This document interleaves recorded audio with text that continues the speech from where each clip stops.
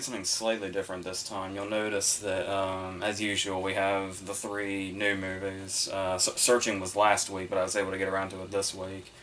And also a mini-series with Sharp Objects. I figured it was easier to just kind of go through it as just this normal, like any other review, really, as opposed to going through each individual episode, which was also a possibility, kind of like I did Fargo. And then I quickly realized that there was so little to even talk about with Sharp Objects that that would be probably even easier than I had initially imagined. To start with The Nun, which of course could have been a number of things. Obviously, for the most part, I'm like really into this Conjuring universe and what it is they're doing and how they're able to sort of connect everything. Even something as shitty as the first Annabelle movie still kind of has its place here anyway. But for the most part, the quality is, like, great with these movies. So this, it did seem a bit overkill to take this character from The Conjuring 2 and sort of say, hey, we can do a whole movie about this. I think they also, I don't know if they're still entertaining it or not, but I guess they wanted to do this with The Crooked Man also. And a part of you sees what they've been doing and you sort of get on board with it, but the other part of you is kind of like, this also seems like kind of milking it and overkill, and it's going to take away any effective factors that these characters had within the movies themselves that they initially came from. And yeah, and also this movie's reputation wasn't in the best place because of the marketing that I had heard about. Well, I'd actually heard both really positive and negative things about the marketing, because obviously I tend to avoid that stuff, but it's my understanding that they released, like, the one teaser trailer, and as far as trailers, like, that was it. Which is actually, like, ingenious, especially for a horror movie, to have, like, just one short teaser trailer and then just nothing else. Like, the audience has nothing else to base on it and has no idea what to expect when they go in. But then they also did the YouTube thing, where it was basically just the whole jump scare thing, and everybody got so pissed off that YouTube had to take it down, only for them to predictably strike back and say, hey, you know, our last one was too scary for YouTube. And it's like, no, not really. You just kind of screamed in everyone's faces and, you know, gave them the regular human reaction to that. But go ahead and take credit for that, I guess. So that left a bad taste in people's mouths and made people start to think, that's going to be what the movie is, isn't it? Like, even regardless of the quality we've seen so far, that's going to be what the movie's doing, isn't it? Well, thankfully, not really. I don't remember. Well, it's kind of hard to tell if the jump stuff is, like, really few and far between, or if it's just so ineffective you can't really tell which is which, but they do start off with this really nice, eerie opening that may give people flashbacks to, like, you know, well, not to this extent, but maybe vague flashbacks to, like, Black Narcissist, where you're like, maybe that's what this movie could have been, and they were initially trying for that, but they also wanted to be this really big studio horror movie with all of the recognizable bullshit. So, but when it starts, we do have, first off, one of the great things in this Conjuring universe has always been the score. And it's always been super eerie, and it's got, like, that sort, and this one in particular has sort of, like, that sort of chanting sound in it or whatever. I think the composer that did this is also the composer that did the amazing score for Nocturnal Animals, which is a huge plus.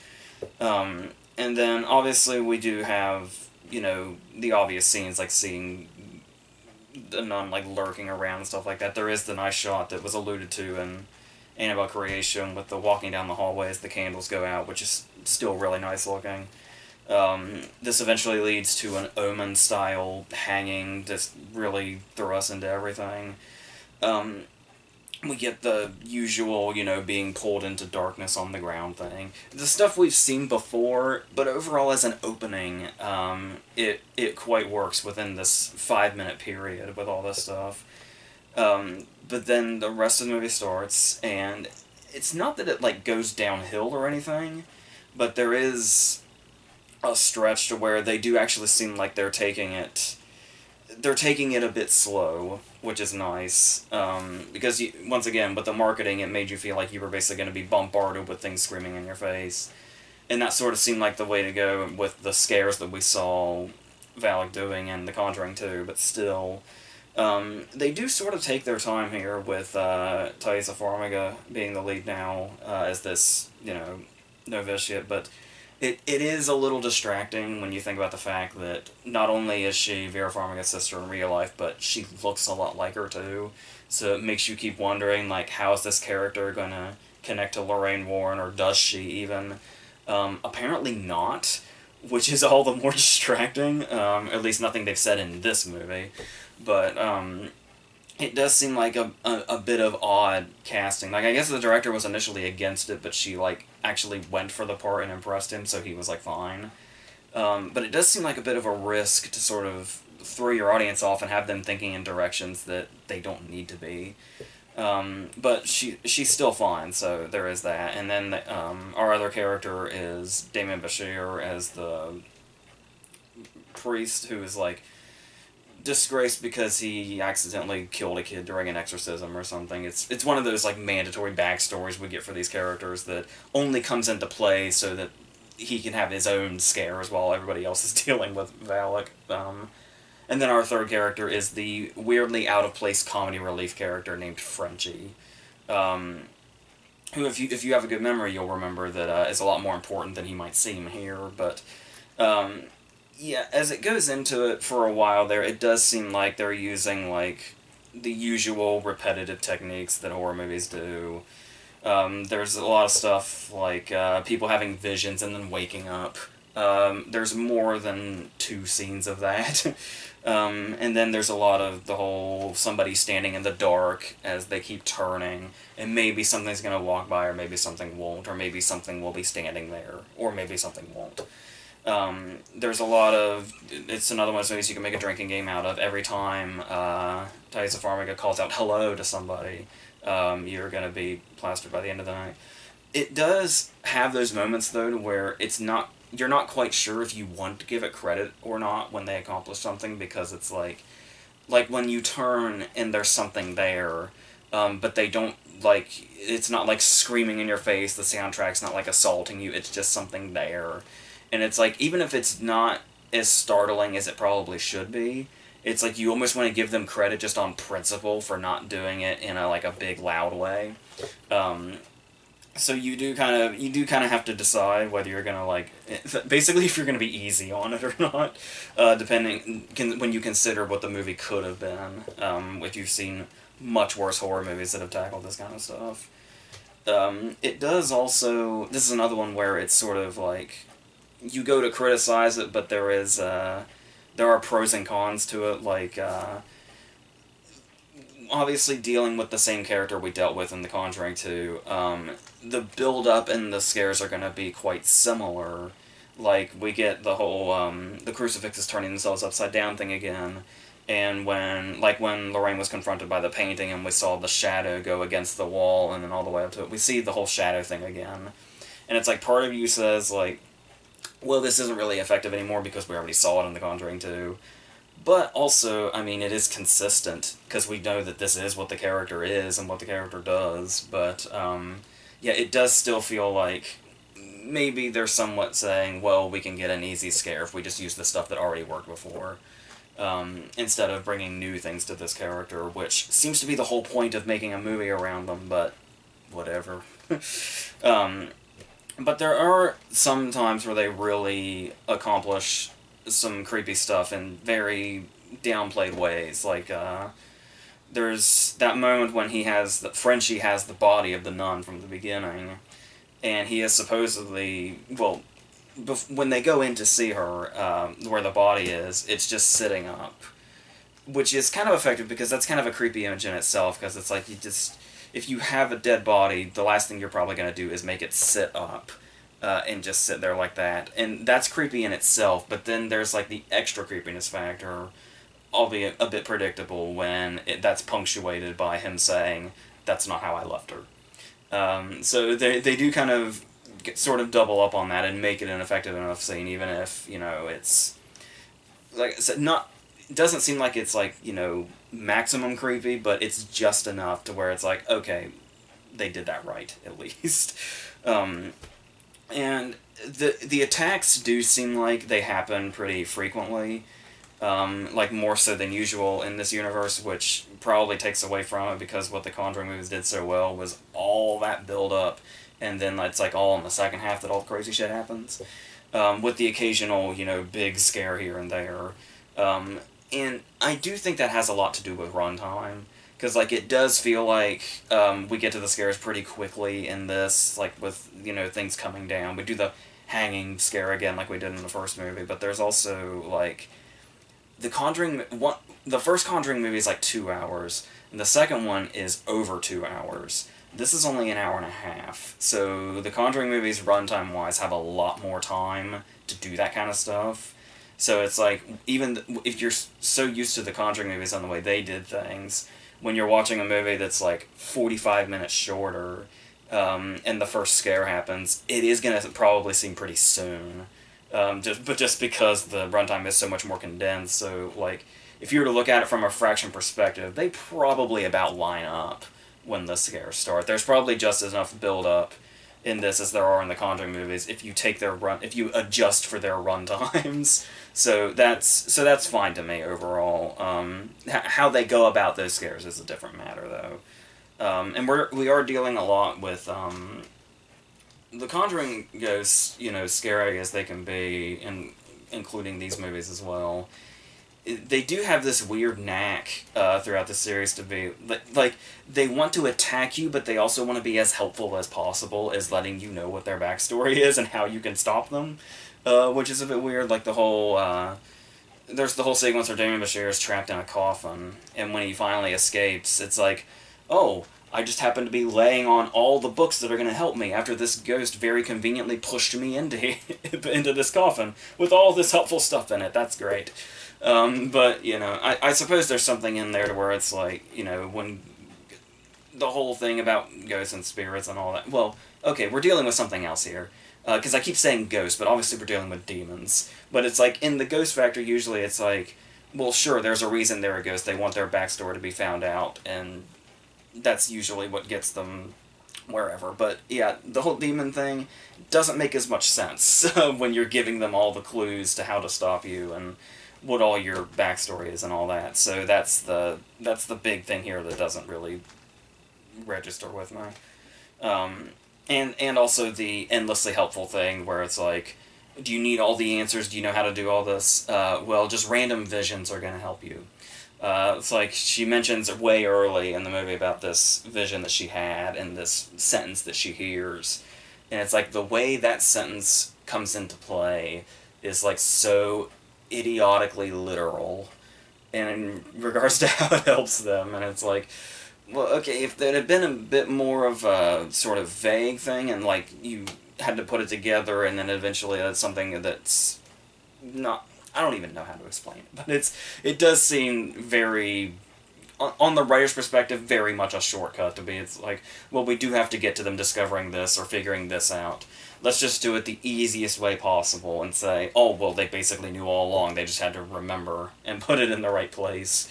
So that just feels kind of lazy. So, and there's stuff to where it feels like there could have been these things out there to where it's these nice little details that sort of add another factor. Like, for instance, a license plate that we see towards the beginning that clearly has Valak on it, just the name. And because they just kind of show it briefly and it's just way down there, it's kind of like, oh, so it's like, there's sort of something creepy about that, because it's like, it could be just, the director and the production designers just, fucking around, saying like, hey, we'll put this little thing in there just because. But it also can give you this paranoid vibe of like, it sort of feels like Valak is like everywhere, and it's like, it makes you look for more things like that. But then, like, right after we see that from that distance, and you feel kind of good about yourself, it's like, oh, I caught that little thing they threw in there. Yeah, like, there's immediately a cut that gets us significantly closer to it, to make them say, like, hey, we added this, you're gonna fucking see it. It's not gonna be some detail that's hidden. We want you to see this. So it's like, oh, well, so much for all that stuff, then. So, yeah, basically, I think what the problem here is despite the fact of how, like, production-wise, how good it looks, like, they went all out on production design on this, and it looks really good, and there's, like, the way the camera moves, even if it feels cliche, the way they reveal stuff, it does still feel like there's a really nice fluid way that the camera moves throughout the movie that just has this really eerie flow to it, but also, there is some stuff where when you really think about it, it's like, why isn't this as effective as the others if the character is so effective in itself? And the only conclusion I could come to is that Valak is a character that's a lot more scary in an environment that's a bit more unexpected to see such a thing. Because you go to, like, this convent or whatever, and you see all these nuns, and the whole thing is, well, Valak took the shape of a nun so he could blend in, and we don't know which is which, we don't know what to believe, and he could attack from anywhere. And it's like, okay, even so, it kind of makes sense that you go to a place like this and see a demon nun. It's like, that's kind of what you're expecting. If you're the Warrens in The Conjuring 2, and you're in your house in the 70s, and you see Valak at the end of the hallway, or coming out of a painting, or whatever, that is significantly more startling because there's this huge contrast in setting of this character, and that definitely really adds that factor that is like going to be totally missing from this movie entirely because, like I said, this is a place where you expect to see a demon nun. Basically, if you're inside a horror movie, this is the kind of place you would expect to see a demon nun, because the whole place is just sinister as fuck from the get go. All the nuns are like shrouded in darkness and creepy and shit. So yeah, so I think that's a huge factor that this character in The Conjuring 2 had going for them that this movie was never going to be able to provide because it's just too.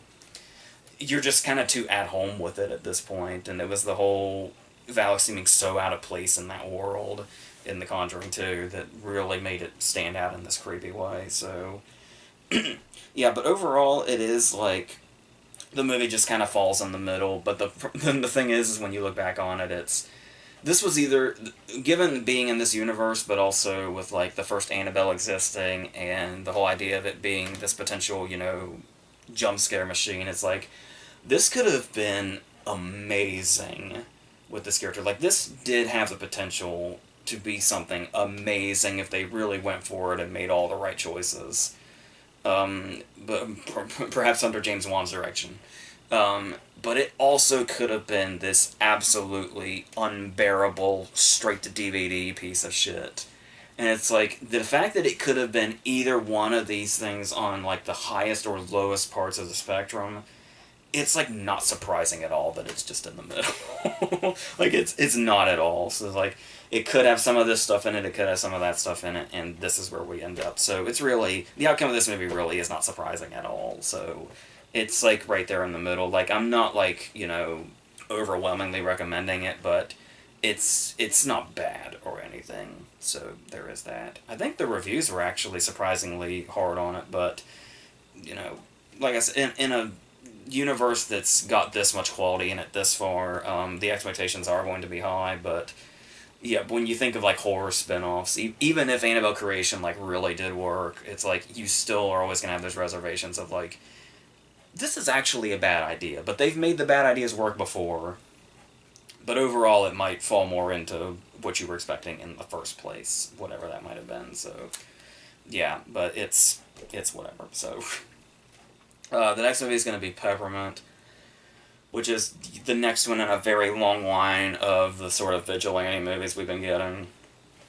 Really since the beginning of time, but we've gotten a few recently too, and it does feel a bit like we've had, there's the original Death Wish with Charles Bronson, but then there's like Death Sentence with Kevin Bacon, then there's like I Am Rat, the John Travolta movie, and all these movies basically feel like they're taking the Death Wish format and just doing the same thing.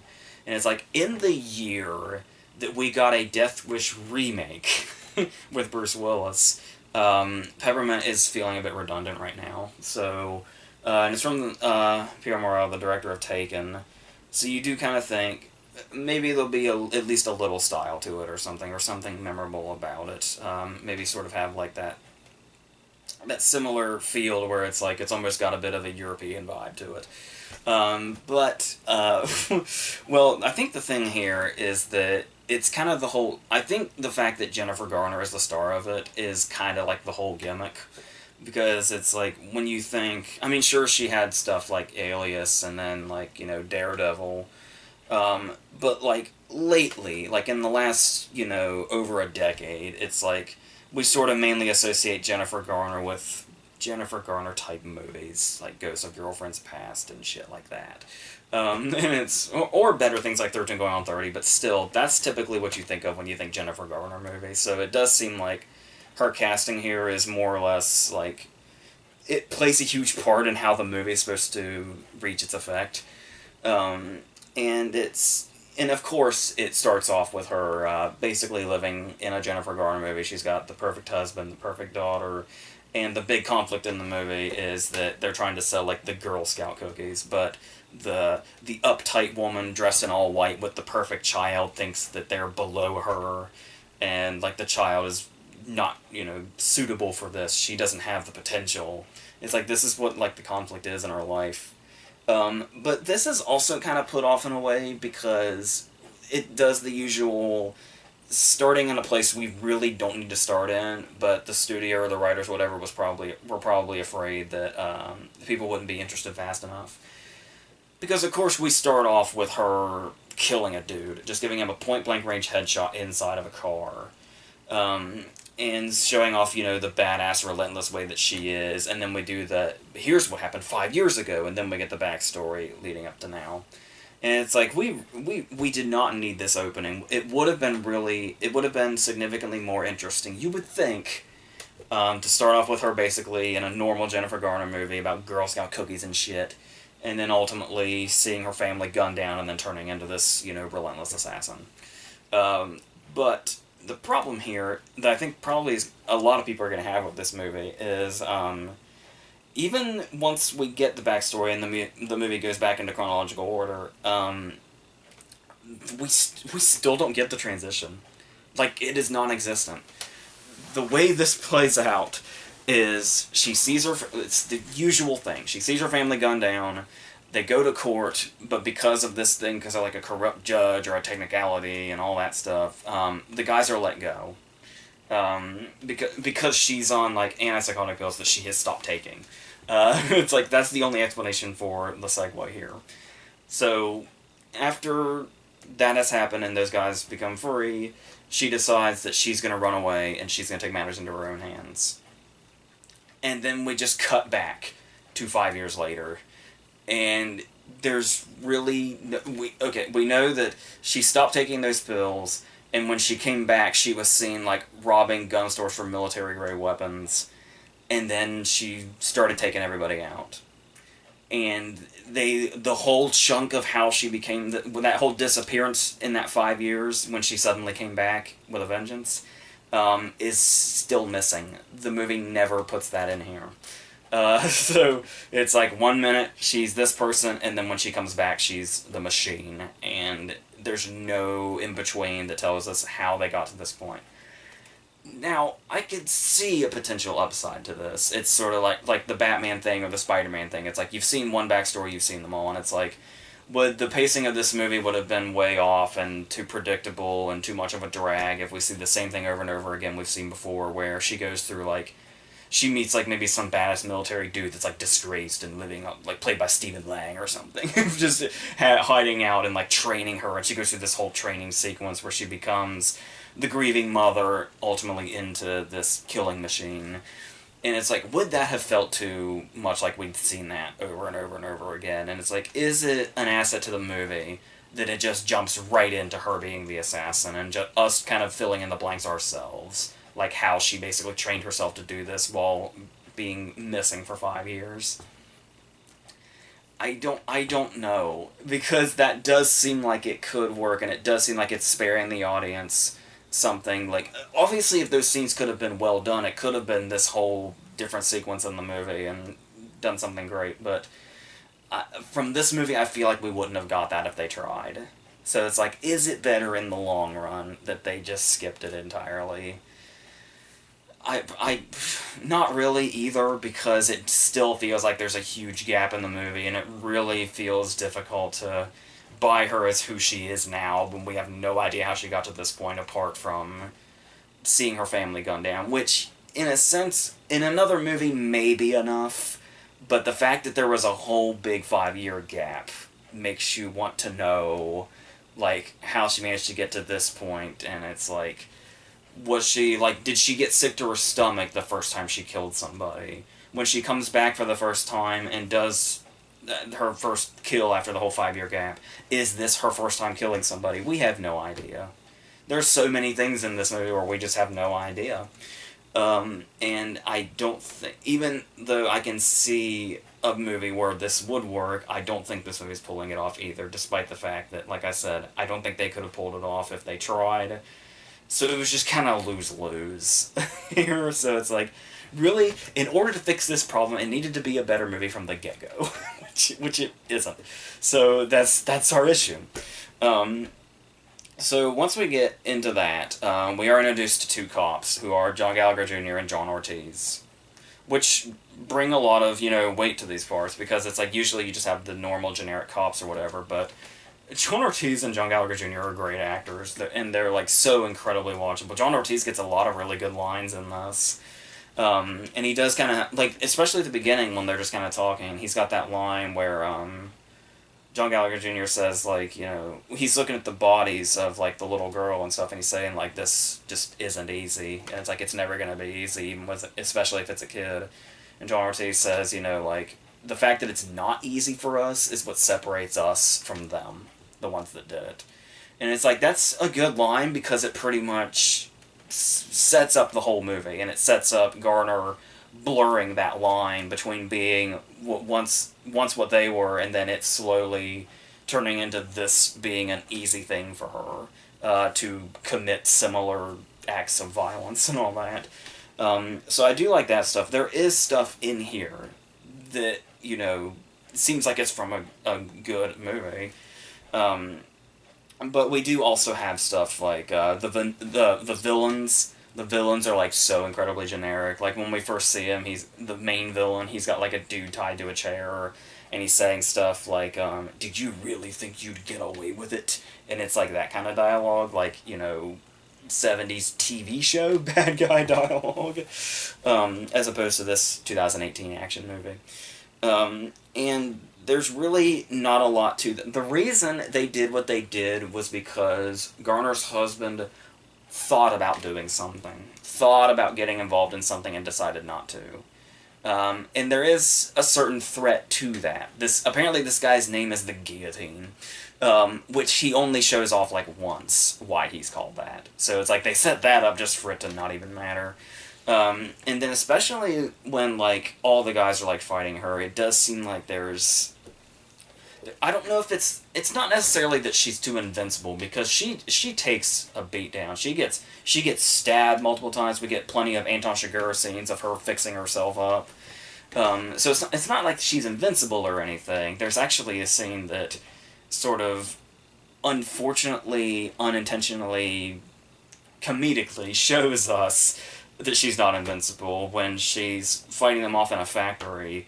And she, like, jumps off of something in slow-mo, and it's supposed to be, like, this whole big thing or whatever, but she, like, doesn't stick the landing and just hits the ground. And I don't think it's supposed to be funny either, but it's, like, it's sort of like they were kind of going for this badass thing, and then just, yeah. But, so, despite the fact that she's not invincible, it still makes me wonder if the fact that she seems invincible enough that these guys just don't seem like a threat at all, or if they're just that weak. And it really is just her sort of, taking people down left and right, and so on. It's only in, like, big crucial moments that it seems like she's taken a big hit, but ultimately doesn't seem to matter anyway. It's like all she has to do is, like, stitch herself back up quickly, and then she's back in the game, despite the fact that her internal organs have to be fucked at this point, but it doesn't matter. She can keep going anyway. So, what also happens is, They do have this tendency to throw in these characters that are, like, made just so you can see their comeuppance, like, just so she can, fuck up their day or whatever. But, like, this is sort of going on the villains are shitty thing. These little, like, antagonistic people they throw in just to give her, like, practice of showing, like, she's making people better and not just killing them and stuff like that. Like, the woman that's, like, way too into the Girl Scout cookies thing. There's another guy later, and it's just, like, one quick scene that just doesn't even matter, where she has this reindeer toy that reminds her of her daughter, and there's a kid on the bus with his drunk, passed-out dad, and she hands him the toy, and it's like, here, this is for you, and it's like, it's great because he doesn't get a lot because he's got a drunk, passed out dad and all that. And so it's like, this is gonna evolve into another scene of her showing this passed out dad what's what and how he should be a better father and all that. So they really amp it up. It's not enough. It's not enough that he's just a drunk, passed out dad. But it's when they're getting off the bus and he sees the kid has the reindeer toy.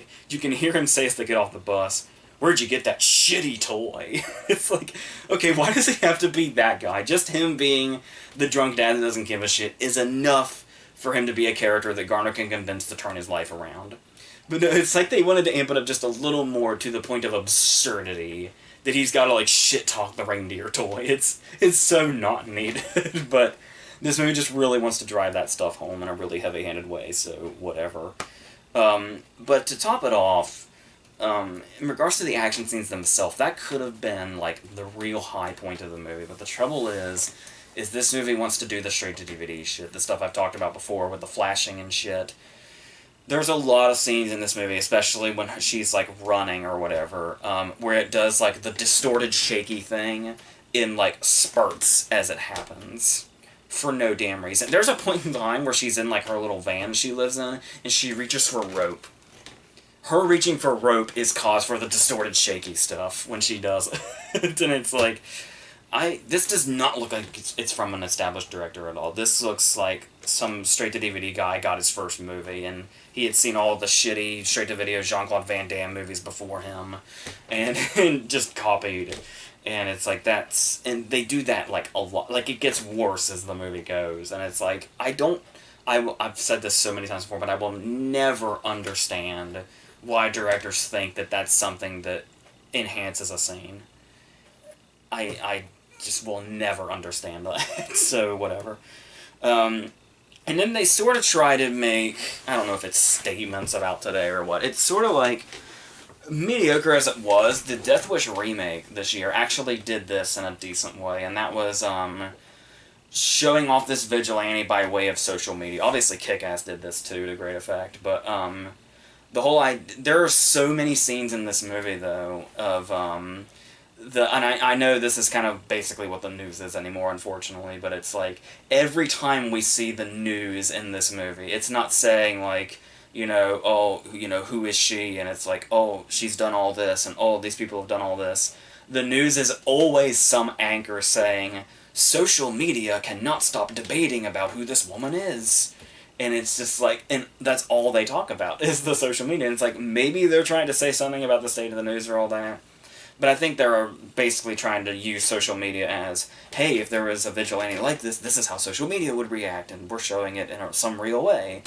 And it's like, no, it just feels way shoehorned in and, like, way too beating you over the head with it, and they just keep doing it every time, and it doesn't matter. So, and, like, even, like, sometimes when they're in, like, mid-investigation, they'll be talking, and then they'll just say, oh, did you see what Twitter's saying about her? It's too much. So, and then eventually they get you with a false climax, where it looks like it's basically going to be the end. It's the end of like most movies like this we've been getting. It looks like the end of Haywire. It looks like the end of The Accountant. Those scenes. But it does end up being a false climax, which ultimately just leads us to, number one, they've got to fit a twist in, and secondly, we're introduced to an entirely new cop character played by Method Man. And you're like, well, this comes after what could have been the climax, so is there going to be any importance to this? It's like, no, Method Man is here to just basically stand in the background. Great. And then, eventually, we reach our ending, which is probably a bit of a better climax than what the false climax would have been. Like I said, it would have been the same old thing. But even so, at the end of the day, the movie's problem is that it's just so incredibly generic. Like, it sort of felt like it's got a cool poster. It had, like, those shots at the beginning of, like, the Ferris wheel and stuff, and it seemed like they could have done something that had a bit of it, even if it's the exact same thing, have a bit of a different feel about the way they do it. But it doesn't. It just feels incredibly generic. I think the bland-ass villains have a lot to do with that. I think the fact that there's not a whole lot to her character after a while, apart from she just goes around and kills people.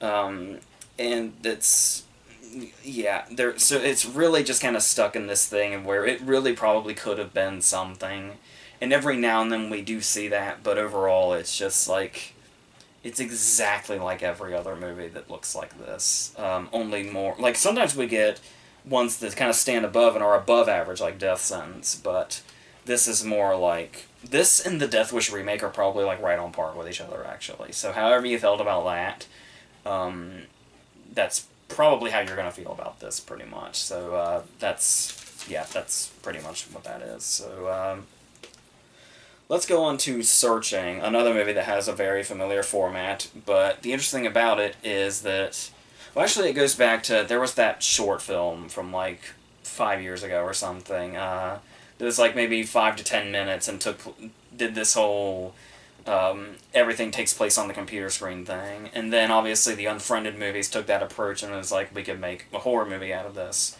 which I thought they did pretty effectively. Um, and then they take this idea of how about we make like this sort of mystery thriller with this setup now, and get an actor capable like John Cho, who I talked about last year with Columbus about how very interesting his range as an actor is, and he really, really gets to show that off here. So the interesting thing about Searching is the way that it starts, where we do get, because the whole thing is, if you're gonna have a movie like this, where it's gonna be like this whole mystery thing with like this one setup, you're gonna have to do something to really get the emotion going in regards to it being a guy whose daughter is missing, because obviously there's gonna be an emotional drive that really, amps up where the, suspense is coming from. So we get this whole opening that basically gives us their whole background in like 5 or 10 minutes, where it's like this whole evolution thing where it starts as her as like a very little girl, so we get to see like the progression of the internet basically, where it's like the player, like when he watches YouTube or when he has like the video players or whatever, they look like really dated and they look like something, way back when you probably got your first laptop or something. It's like some of the sounds are going to be really familiar too, and sort of like the sounds themselves tell you like who's got the old laptop and who's got the new laptop. That's the interesting thing too, is how we see it from different computers as well, and it's not necessarily just one. They really change up the format despite still sticking with the only on the computer screen thing. Um, One of those things in particular is the fact that this was like really like it's so like it just does its thing just so quietly and whatever, but it's like it was this huge like mind-blowing thing to me when the camera moved and it was like holy shit, yes, they can do that. So it's like a lot of the times, obviously, since we're seeing it from John Cho's perspective, when he's talking to somebody like Deborah Messing or one of her, or his brother, or one of her, supposed friends or whatever, John Cho's just going to be this tiny little thing down here, this, tiny little screen down here while they get the whole thing. So when they, like, pan down and he gets to take up the screen and we really get to see much more of his performance and we don't miss, like, the subtleties and all that, it was like, yes, that's an ingenious move. And honestly, I don't know in the moment that I would have thought to do that. It's like, yes, of course you can move the camera and still keep this format. And that works in a great way, especially if there's something in particular that we're supposed to see. And it would seem like maybe we're sacrificing subtlety to a certain extent, to where it's like you should be able to see something if it's like way in the corner, and that's the big thing. But the fact that it can really sort of show you does feel more like, and I mean this in a good way, it may not sound like it, especially for a movie that's trying to really change things up, but it's like, you have similar feelings to watching a more traditional, like, thriller when you're watching it, despite the format, because of these techniques and the way they sort of use them, but yeah, that's actually kind of a good thing that they can do it in this really new and fresh way, but you have those familiar feelings of watching a typical thriller. The fact that it can get to you in the same way is like really impressive. So, and then of course, there's also stuff they throw in that we haven't tackled yet in this format, like the use of a screensaver. Because it's like it's almost feels like you start to wonder if you walked into a Malick movie or something, because obviously there's going to be these times where John Cho is getting calls on the computer while he's sleeping. But to show you that the time has passed and it's gone from day to night, we're just watching the screensaver. and there's just something so sort of cool about that. And it's usually, like when I remember, to use Malik as an example, when the Tree of Life came out, a lot of the issues were like it just felt like watching a screensaver because it's like it's good visually, but that's it. It's like this movie literally has us watching a screensaver, and it's like surprisingly effective and looks really good on a giant screen. Yeah, I was really surprised. This was in the second biggest auditorium that we have when I saw it earlier this week. And it looks really interesting on a screen that big like this. So then you have stuff that, these little things that, like when it first comes on and you see like the desktop and they've got like the recycle bin and like maybe a documents folder and that's it. And your first thought is like, wow, that is like one empty ass desktop. It's like, do they barely use this? But that's actually used to really good effect in this moment when he's obviously... He has these really different, clever ways in how he's keeping track of the information he's getting.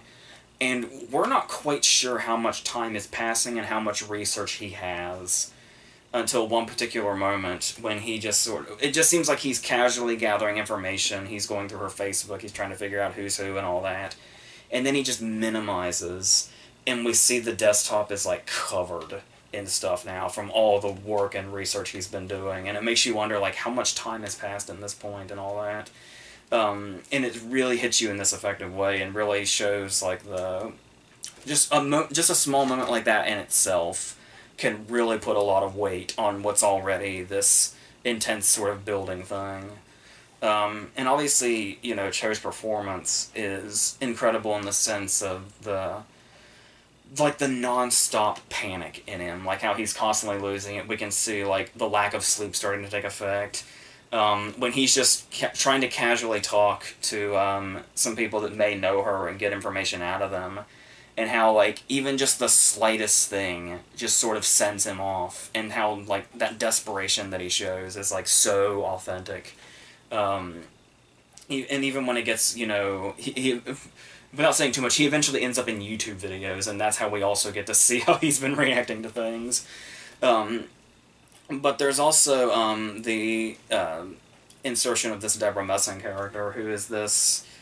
Obviously, she's just the cop, and at first I thought it was going to be like a buried scenario with Ryan Reynolds, where it was going to be like, we just heard her voice. Because I remember seeing her like on its like IMDb page or something, so it was like, is she just going to be the voice, or is she going to be in it? And yeah, of course, she's in it quite a bit because he's talking to her through, you know, various methods online. And the way they make this character to where, like, she's not necessarily just the cop investigating, but there's also... Like, there's this particular scene where she, like, comforts him with an anecdote.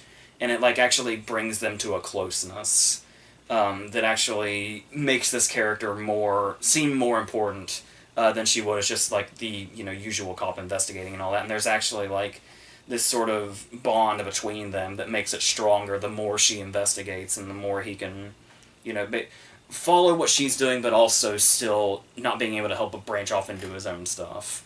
And the sort of conflict that you know, rises with stuff like that works really well. And also just the way they sort of show, like, the grueling process of it. Like, they sort of... Like, obviously they may take, you know... Maybe you can consider it a shortcut when we see, like, the minimizing and how much research he's done shows you how covered the desktop is. But then there's also stuff like... when he can't get into her Facebook when he's trying to, and we see, like, the whole process of him, like, going into it and, like, figuring out her password and then, you know, getting the code emailed to him and just doing that whole thing that we see, like, unbroken. We see the whole process of it. And when they choose to do some of the stuff like that, I do like that, how it shows you, like I said, just shows you... It doesn't feel like it's skipping ahead, and it lets you feel like... you're going through the process with him, which I would think would be the whole reason for doing it in this particular format. To where we feel the length of the process of certain aspects of it, which really makes it, you know, makes you stick with him.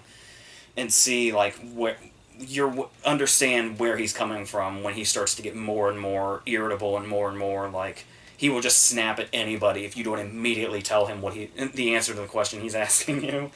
So that works really great. And they do also find a way to squeeze in some comedic moments also.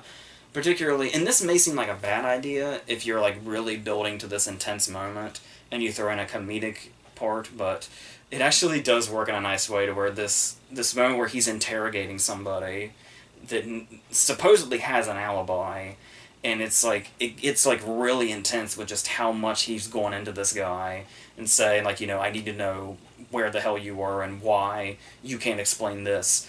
And when we get the explanation and we understand why the guy was being cryptic about it, it's kind of hilarious. So in this really quiet way also. So yeah, and then of course this, unlike Peppermint, this does seem to have a statement to say about social media and the way people act.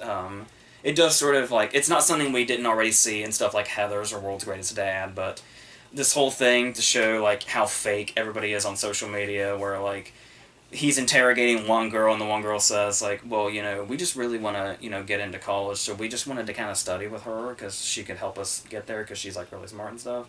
So it's like, we don't really know her or anything. And then, like, later on, when the news is getting more, like, dire, like, as she becomes more, the days are passing and she still hasn't been found, and it's like, suddenly these people that were like, oh, we barely know her, are, like, weeping on social media saying they were best friends and stuff like that. That's obviously definitely saying something about, not just social media itself, but the way people can be, like, really fake in the way they use it, and doing the whole thoughts and prayers thing, where it's, like, just saying these things to basically get validation for themselves when they don't really care about what the hell's actually happening. So they do, the way they inserted that was actually nicely done, even if it seems a bit blatant and obvious. Still, it would be something missing if they didn't go in that direction, and the fact that they went for it so, like, scathingly makes it even better. so that's great. So yes, to pretty much say anything else would be to give away all of its secrets, so I won't do that. I will say it is, like, there is a problem with it having all these secrets and all these twists and turns, because it's like, it does have eventually a certain structure that you get used to where it's like, if they reveal something and it seems like that's the direction to go, it's in your head that it's probably too early for the movie to reach this conclusion, so it does have a problem to where, once you get to one place, you can already sense that it's like, well, I feel like this may not be the case, and then it'll actually be something else. And it's like, when it seems like it's way too quickly and obviously getting to a conclusion, it's probably, there's something else. And then that actually becomes a thing, like, it's a lot, like, in the entire second half, it's like, there's a lot of, well, if it's this, I feel like there's going to be more to it, and there's not really, they never quite get you. You always feel like, after a while, you're a bit ahead of it. So that's kind of a problem, especially for a movie that's so sort of, like, mysterious in what exactly is happening, but yeah, but a lot of movies have that problem, but I do think this one could have probably done a bit more to stay a few steps ahead of us, but it started to fall behind us a little bit, I think, in that second half, so. But yeah, overall, it's really good stuff, so yeah. So let's end this with Sharp Objects. Like I said, I'll just talk about it as a whole as opposed to going through each individual episode, because if I did that, it would have been so incredibly tedious. But it's brought to us by Jean-Marc Vallée, and it was aired on HBO, which gives us vibes of Big Little Lies from last year, which was great. Especially with the whole, like, having a mystery that surrounds these characters that seem like they live in this, very normal, almost creepily normal environment, and lead their usual suburban lives or whatever. You do get those similar vibes also, and it does seem like, because of that, because he tackled Big Little Lies and stuff like that, it does seem like the perfect fit for Gillian Flynn, who wrote Gone Girl, who also wrote, I believe this was her first novel, and this was actually something like, despite the acclaim that Gone Girl got and stuff like that, this was the novel that, like, of hers that everybody wanted to see adapted, and I guess, like, people would, like, often ask about it, like, even more so than more popular stuff like Gone Girl, so, and also, we're eventually following, Amy Adams, who has come back to basically write a story about the murders of these young girls that happened in her hometown, so it's basically the contrast of, she obviously had this really weird childhood that we learned through flashbacks with Sophia Lillis, because it was, since It Chapter 2 wasn't going to give us Amy Adams playing the older Sophia Lillis this movie is going to instead, or this miniseries is going to instead. So, um, and then obviously it's her coming back to this, so it's like, not only is it this sort of eerie thing of coming back to her hometown and knowing that these murders took place, but it's like, there was always something eerie about this place that she's now come back to that is clearly and totally fucked her up, because she's like doing all the self-harm stuff, she's got words carved all over her body, and when she checks into hotels, the first thing she does is get a whole bunch of liquor and like packs and packs of cigarettes, and is just doing all the possible self-harm to herself that she can without killing herself. Very, textbook, this type of character.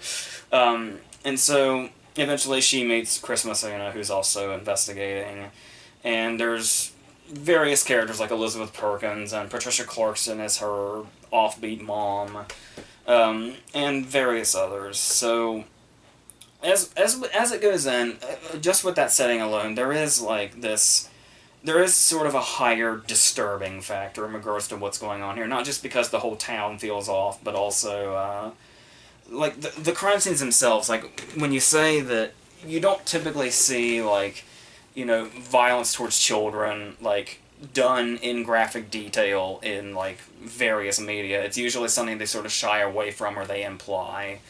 But when you see in, like, the first episode, the body of this 14-year-old girl that's had her teeth ripped out and is, like, sitting in a broken window and has, like, clearly been dead for a while, it's this really jarring, disturbing thing in an effective way, and really shows you the whole sort of, like, the heinousness of what it is that's actually going on around here, and the fact that they don't shy away from showing it really helps that. And the way that gruesomeness actually has a purpose and doesn't just feel like, being exploitive or anything like that. It feels like it actually, and it's not just them, like, really, really indulging in it. There are some cases where it does feel like that, especially when it goes later on, but at the start it is actually a really nice way to set the tone and throwing us into whatever's going on in this town is capable of, and how there's almost this weird mythical factor about it with the whole woman in white scenario. There is definitely an interesting setup here, but everything gets really tedious really fast, especially at, like, I'd say we have a total of about 7 hours here, because there's 8 episodes that are, like, roughly 50 minutes each. And the thing about it is, the pacing becomes a real drag, but the thing is when you have a setup like this, where the setting and the characters are, like, a huge factor in it, yeah, you're going to take a lot of time to really, get lived in this world and see, these characters, and basically feel like you've been put into this town by the author, or in this case the director. But still, like 8 episodes that are almost an hour each, there feels like a lot of blank space.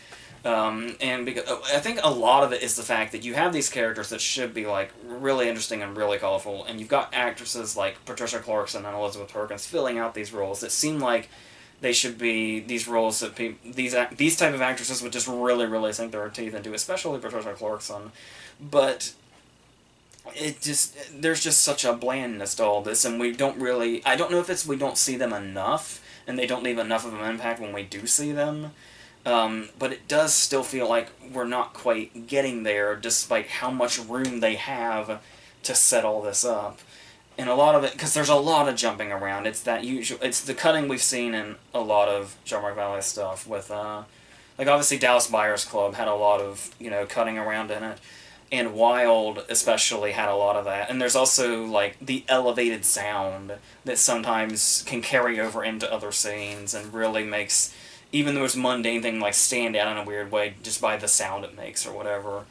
And it can be really, disorienting in an effective way, like, for instance, in Wild, and really puts you in, like, a character's mindset. But here, it's just, like, it is, like, way overkill.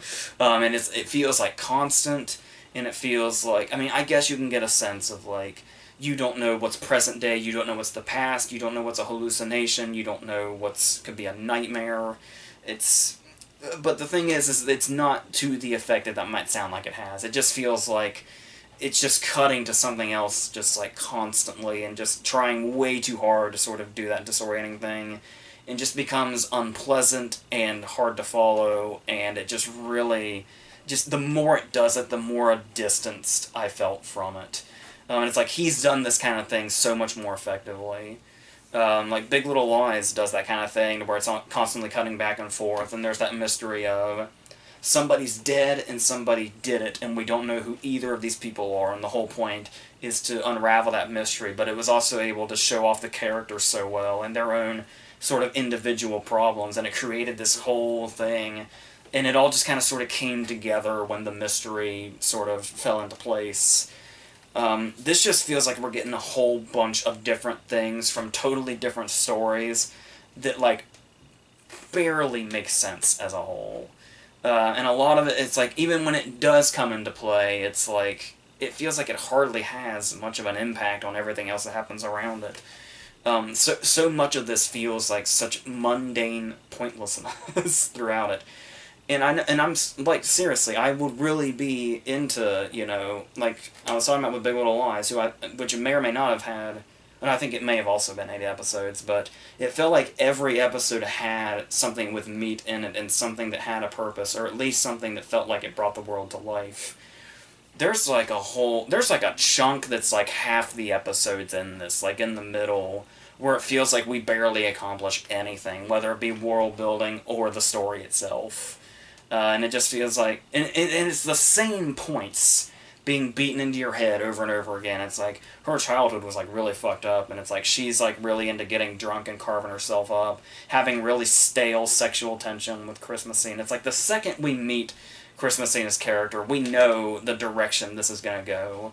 Where it's like they'll like probably talk at a bar, and then they'll somewhat discuss the story, and then they'll fuck in a hotel room a couple of times. It's like you see this whole thing mapped out from the first time we see his character, and they do this over the span of like 4 or 5 episodes, which are 50 minutes each. It's like, it becomes really tired really fast.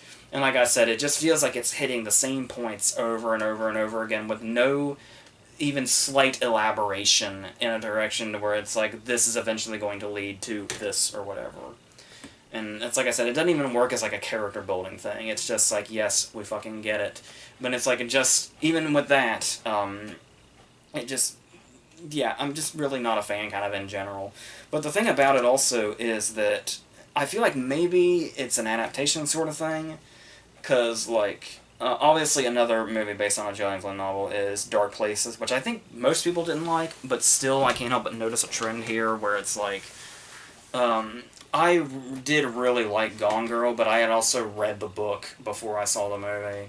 Where I haven't read Sharp Objects or like Dark Places, and I don't care for these stories, so it is one of those cases where, to give it the benefit of the doubt, it is sort of like, usually I don't feel like you need to read the book is enough of a defense for a movie, but it is like, maybe there's something about Gillian Flynn to where it's like, it's definitely enhanced and helps to have read the source material beforehand.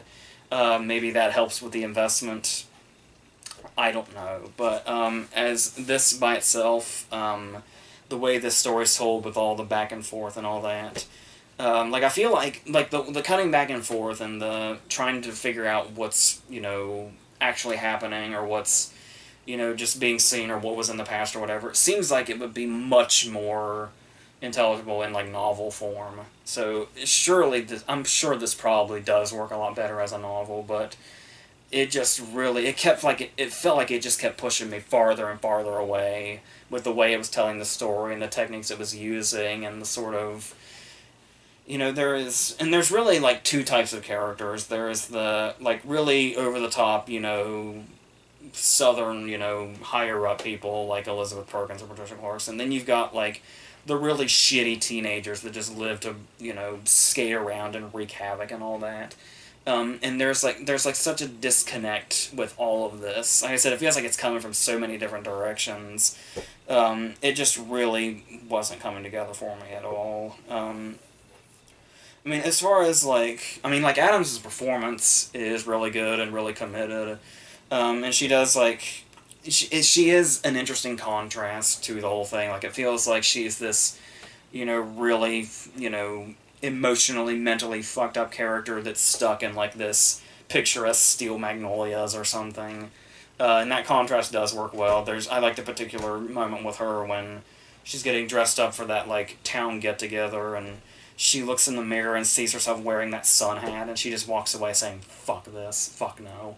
Uh, so, I do like that, but, it did feel like the characters are not interesting enough where it felt like you almost need, like, a guide for, like, who's who. It's like one of those cases where it's like they don't... You know their faces, but they're not established enough for you to really care about who's who in the story and all that, and it just... Yeah, it's sort of... You just keep getting lost. Like I said, maybe that's just because... Maybe it is easy to follow for somebody that's into it, but as somebody who felt as alienated as quickly as I did, 8 episodes is a fucking drag, and, like, it's gonna be... Your interest is definitely gonna go mostly out. Maybe every now and then something might hook you, but then there'll be something that's trying to disorient you all over again, or a character that you vaguely remember that may or may not be important might resurface, and it's just, after a while, it's just really hard to give a fuck. And it's like, with a movie, this is different, because you've got enough of a condensed time to where you probably won't have these problems, but to have a story that's stretched out to almost 7 hours, or about 7 hours, it's much more likely this is going to happen if you're not into it. Like, it's a death curse if you're not into it quickly. So, yeah, I have a friend that actually didn't even make it through the first episode, but she also hated Gone Girl, so that's that's a whole other matter entirely, but I really wasn't into it at the start, but I did try to power through it, and occasionally there would be a peak in interest, but just as quickly it would vanish again, so... I don't know. There is some detail here, there's the whole thing of, supposedly almost every frame has, like, at least one green object in it, and that does feel like, maybe this is just the Gone Girl connection, but it almost feels like a Fincher-like technique or something. Every now and then it's like, I get what you're trying to do, and I can admire it, but overall, for me, it's just really not working also. And it does eventually bombard you with that stuff. Another thing that I don't particularly like about the miniseries format, in cases like this, like a mystery setup, is American Horror Story was terrible at this, and I think it's the thing that really put me off of it. And it's this thing of these constant little details that'll, like, raise a question, and then just as that question is raised, like, the episode will end and all that. And it's like, they feel like there's no particular suspense after a while, or wondering where it's going to go, if you're bombarded with this, like, here's this one detail, but we're not going to tell you what it means. It's specifically put in here to make you ask questions, but don't worry, you'll learn about it later. And if details do that enough, after a while you stop giving a fuck. It's like, hey, this thing is going to, mean something later, maybe. You'll have to find out. It's this little thing that's just going to be playing in your head, and it's like, I don't care. There's so many fucking plants in here now. I just don't care anymore. It doesn't matter. Because after that, there's just going to be another one anyway, until we get to our very unconvincing, unsatisfying conclusion, which, by the way, after over 7 hours, is revealed to us in the middle of the credits. Great. Good job. Fuck you. So, yeah. But I did get through the all 8 episodes, so there is that, at least. But that's what we have. So, next week we've got stuff like The Predator, and I think White Boy Rick is supposed to be around here. I'd really like to look into that. A Simple Favor probably down the road. I think The Predator and White Boy Rick are going to be more my priority. I might watch Kin just for the sake of completion. Yeah, and then we'll get into that. So, and then obviously the Versus coming up. So, yeah, so until all that stuff,